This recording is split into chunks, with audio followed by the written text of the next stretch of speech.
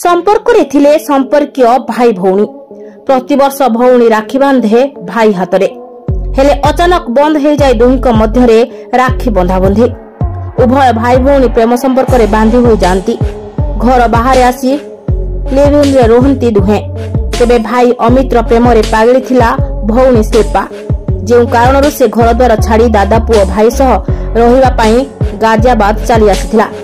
शिल्पा चाहूथिला अमित केवल तार ही रहू बोली सेथिपाई शिल्पा अमित को ता बापा मां को छाड़िया पई बाध्य करुथिला।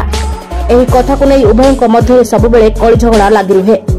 दुई जण मध्य लिविन रहुथिले। लिविन रहुथिबा कारणरू उभयक मध्य प्रतिदिन शारीरिक संपर्क रे कटे। भाई भौणी हेई मध्य उभय स्वामी स्त्री परि रुहंती। धीरे धीरे समय गड़ी चलिला आ अमित को मनरे शिल्पा प्रति थिबा भल पाइबा कमी कमी चलिला जे कारण पाई अमित आ शिल्पा पाखरे रहिबाकू चाहू नथिले। तेबे गत शनिवार दिन एही कथा को नै उभयक मध्य पाटितुंड हुए। मद पीथिबा अमित आयत हराई शिल्पा तंटी चिपी मारी देइथिले। तापर अमित तांकर आउ जणे सांग को डाकी शिल्पा मृतदेह हटाइबार व्यवस्था करथिले।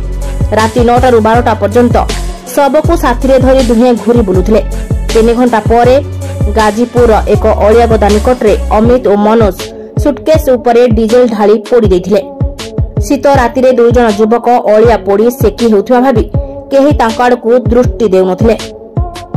तेबे सुटकेस पोड़ी जीव भाबी दुहे फेरी आसीथिले किंतु किछि समय परे किछि जण लोक दरपड़ा मृतदेह को देखि पुलिस को सूचना देथिले।